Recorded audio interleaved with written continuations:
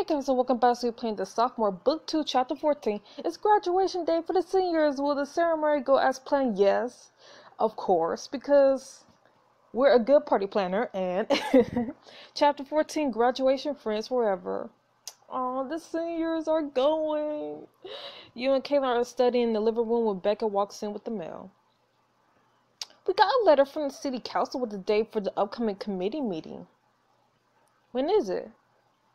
3 days from now. So soon, but that's the day after your graduation. You'll still be able to make it to the graduation, right?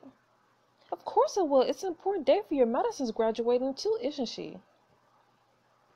We've barely been able to talk about anything else. Amara's graduating too. You okay, Kaitlyn? She brushes you off with a smile that doesn't quite reach her eyes. I'm great. I'm just excited for graduation. I'll be there to cheer you on, Becca. Have you been thinking about your time at Hartfeld, what comes after graduation? Say that. Yes, but there are just so many choices. USC provides managers with lots of opportunities for leadership courses, communications training. And I'm still interested in going to law school in Northbridge. Nice.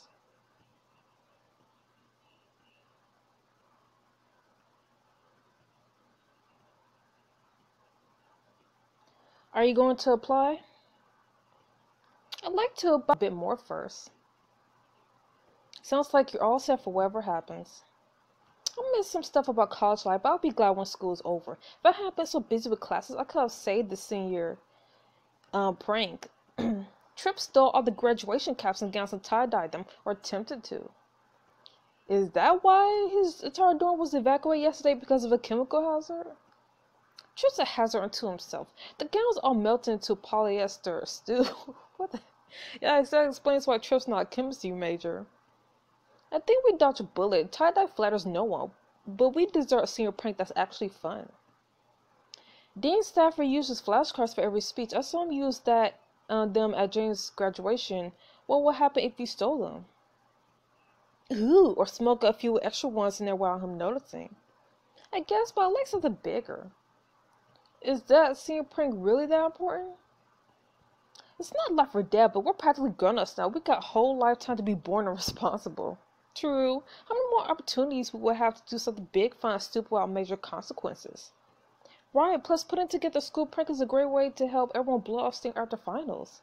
In high school, my whole senior class crashed the last staff meeting of the year with water balloons. It was a blast. See, that's the kind of thing I want to do. No. With all the work you've done this year, you earned the right to take it easy. I'll stick with messing with the ding flashcards then.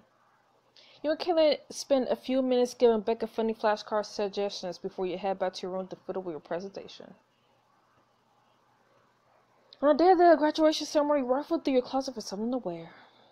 Let's choose something especially celebratory. Nah. This will do. Your group arrives at the reception just as their lunch for the graduates and their families is ending, half an hour before the ceremony itself. Wow, this school really went all out. Our tuition dollars at work. Wait, are those the same tablecloths they use at my graduation? Wow. Think they'll be using those same tablecloths when we graduate? That's still years away. I'm not sure I'm ready to think that far ahead. I don't know, it's finally starting to feel real to me. It's exciting, isn't it? Knowing we're on the road to getting a degree and change our lives for the better. I think we should just live in the moment. It's important to plan for the future, but don't forget to appreciate what's going on around you now. Exactly like it go by so quickly. I'm embracing everything college throws at me. After all, we're only young once. You don't have to tell me twice. I'm grateful for every moment. Let's focus on celebrating this graduation ceremony before worrying about our own. I'll see if I can find us a table with enough empty seats. You go on ahead. I'm gonna go and wish Becca good luck. You head forward to the side of the stage where Becca and Matt are having a conversation. You reach them just as Becca tucks her phone back into her purse. 2, 4, 6, 8. Who's ready to graduate? Becca turns away and wipes her eyes. What's wrong? Nothing, stupid. Becca's mom can't make it to the lunch and she just called to say she can't come to the ceremony either. It's not her fault. Mom's new job can give her time off. I'm so sorry. I know Silverfield said it's a great job. We really need the money. My sister already couldn't come because of a school trip, and I just want my family to see me bouncing back after all our struggles this year and thriving. Master pulls back into a hug and rubs her back comfortably. Hey, you're allowed to feel however you want. Master's right. Of course you want your mom to see you graduate. Just remember, no matter what, you're doing your mom proud. Your friends have her back. I want to say both. I'm going to say this. You worked hard for 4 years. You earned this, and I'm sure your mom wishes that she could see you walk across that stage. Even if she can't be here to celebrate, she knows you achieved something special. Becca tries out a wobbly smile. That's what she tried to tell me on the phone. I'm proud of her, too. She's found a job she likes, a job she's good at. See? Sounds like your determination and focus is a family trait. Yeah, I guess it is. Thanks, that really helped. I'm going to go dash out to the bathroom and fix my mascara before I ruin it completely. As Becca runs away, you turn to Madison. Looks like you two are thick as thieves again. I didn't even know how much I missed her until we made up. Our friendship isn't the same as it was before, but not in a bad way. Does that make sense?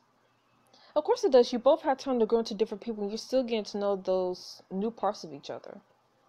I told her all about the volcanology program going to next year, and she was so excited. That's great. It sounds like you'll have each other's backs for a long time to come. Oh, I just realized I bought some waterproof mascara. Becca's gonna need that.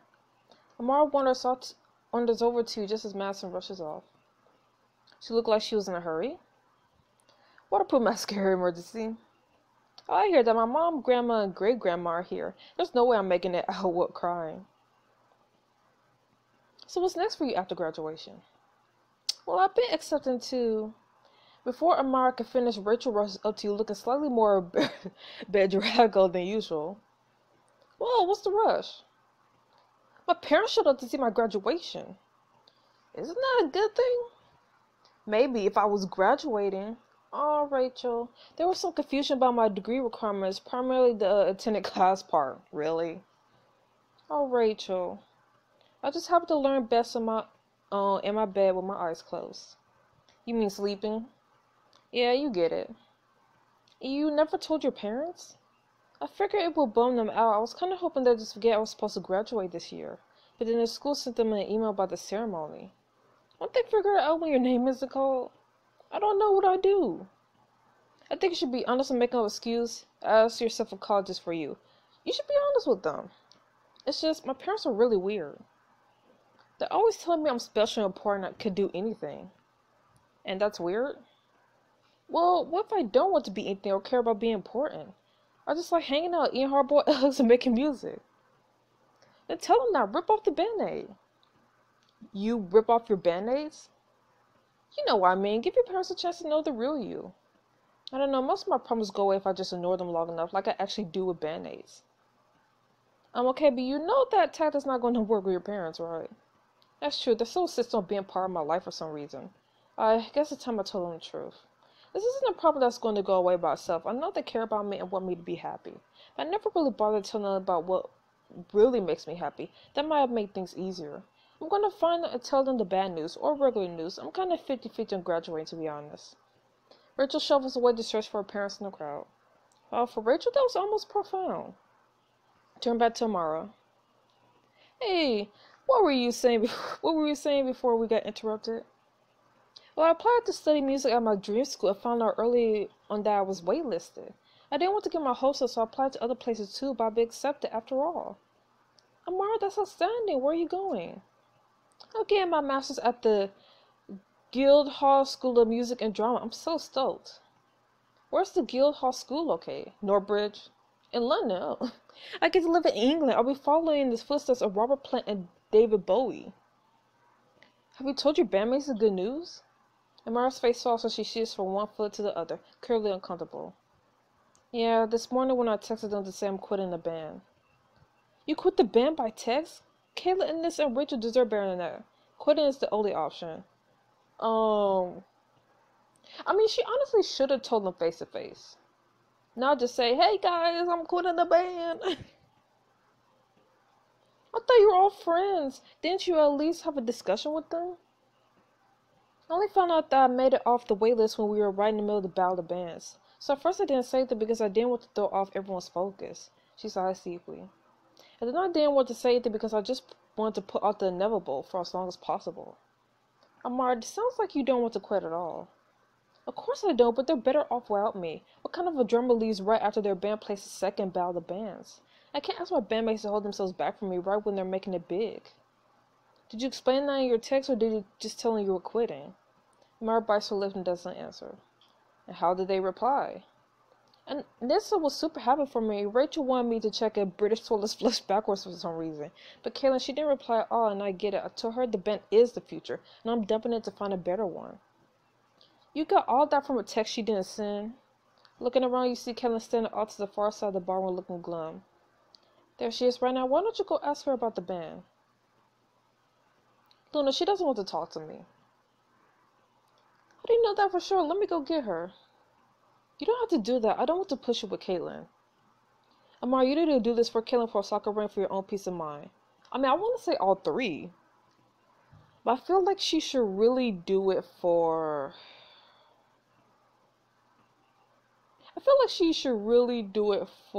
Kaitlyn. You're the only one who stuck by Kaitlyn when Natasha and the gutter cans exploded. You've been a good friend to her from the beginning. Give her the chance to return the favor. Wait here, I'll go get her. Walking up to Kaitlyn, you notice her fingernails are chewed down to nubs and her frown looks etched into her face. Hey, you're looking kinda down. Are you okay? It's nothing, just having an off day, I guess. I heard about Mara getting accepted to Guildhall School. How are you taking it?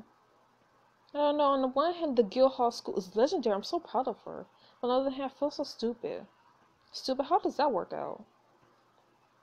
I knew Mara was graduating this year. Cheryl brought it up with her at the beginning so we could have planned something. With all the stress about the bands, I let it slip. Maybe I was afraid of getting an answer I didn't want to hear. Well, what does the soccer ring mean to you? Do you want Amara to stay in soccer ring? Can't you find another drummer? I mean, she could. Oh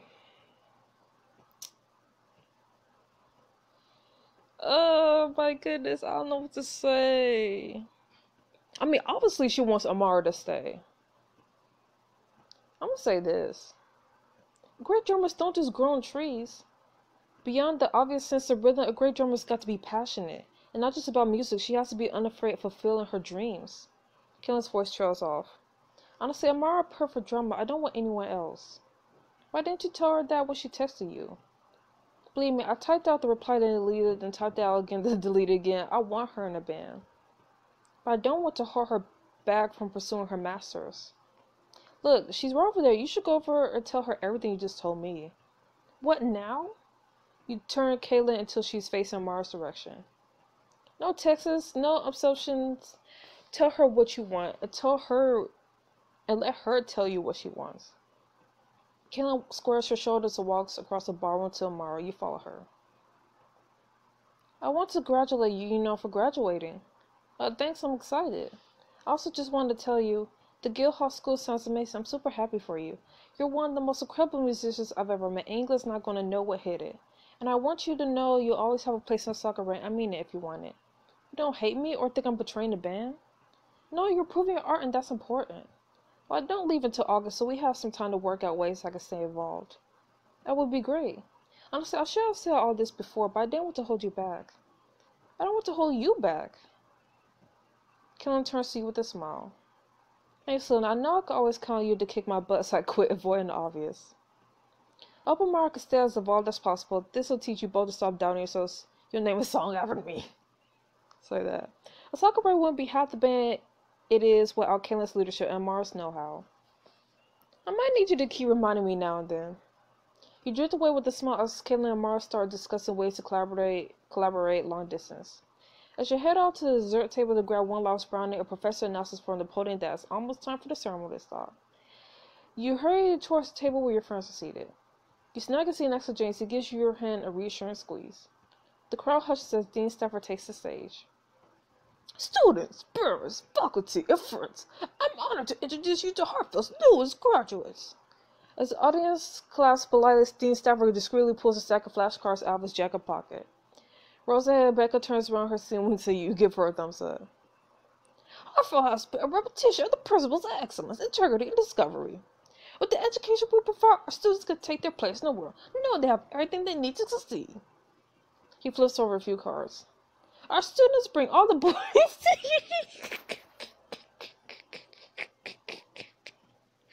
Oh my goodness, Becca. Oh wow. That was a good one.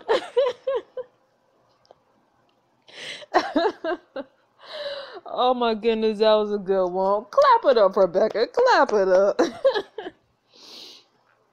Our students bring all the boys to the yard. And they're like, we're better yours. Oh my goodness. And they're like, we're better than yours. Wait, is he saying what I think he's saying? Damn right, we're better than yours. Dean Stafford, do you know what you're saying? Bro, do you know what you're saying? Or are you just reading to read? Damn right, we're better than yours. We can teach you, but we have to charge. Wait, that's not...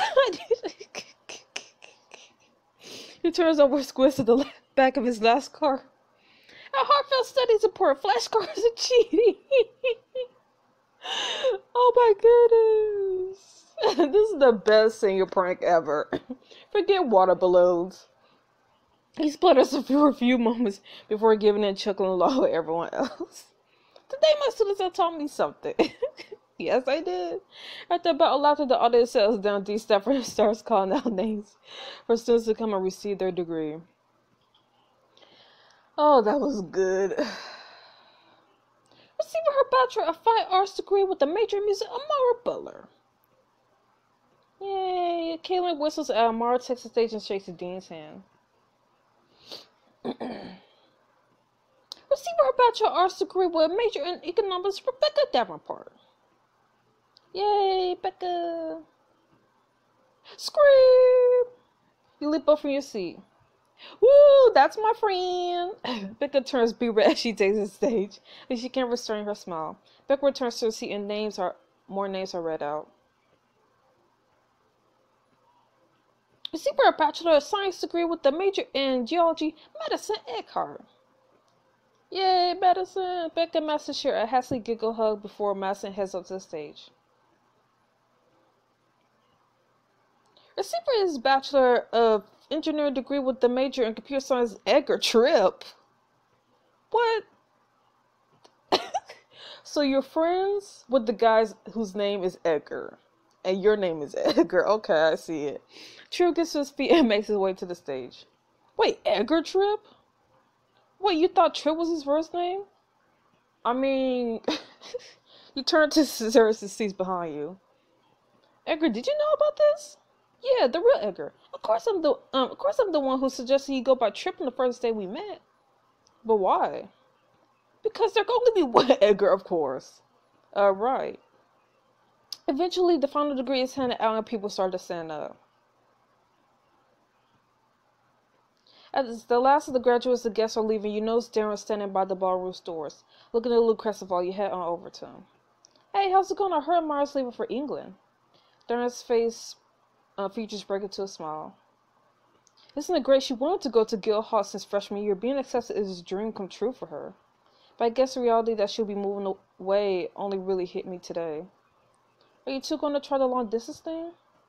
That's the plan, but the idea of only talking to Mara through the screen is too depressing to think about. I was actually thinking of maybe moving to England with her. What? What? Does Mara know? I have a Toria good thing too because I'm already getting cold feet. I want to be with her more than anything, but my whole life is here. The thought of giving all that up is paralyzing. That sounds rough. I just don't know what to do. I don't know what I'd do in that situation. England's a long way away. Yeah, I guess I'll give it some more thought. You wish him well before heading out with your friends. Later that evening, you head to your room to continue work on a few final details of your presentation for the City Council meeting. Feeling drained, you call James to ask him to come over. A few minutes later, you're both lying on your bed. He curls an arm around you as you pillow your head against his chest. Are you doing okay? I know how stressed you've been about the house. I got a little caught up thinking about presenting tomorrow. I've been helping so many people today, but I can't even help myself. I just need a shoulder to lean on right now. It's important to ask for help when you need it, and my shoulders are always prepared. Excuse me, did you want to go over some arguments we worked on again? I laughed a little wearily. I practiced the arguments so many times in my head they all feel like gibberish. I kind of wish Professor Vasquez was here to give me some advice. James screws up his face and arches his eyebrows in the impression of the professor. That is amazingly accurate. Well, Luna, speak up. I don't have all day. I'm just worried I'll lose your house. I won't know what to say about the future. I'm worried about the future. James gives a rude snort. Don't look like a man who planned very far into the future. I legitimately don't know how to answer that. No one can know what the future holds. We're all sitting in our own respective train cars, watching the present fly towards and away from us. The best way to prepare for the future is to live mindfully in the present. Seize every opportunity, take every chance, wring every last drop out of it. Well, that was a crazy impression of Vasquez. It was like he was actually here. James gives himself a loose shake, looking dazed. Like, who was actually here? Sorry, I think I might have fallen asleep for a second. What were you talking about? What just happened? James just stares blankly at you, then his lips twitch, giving him away. I had you going for a minute. You threw a pill at him, laughing.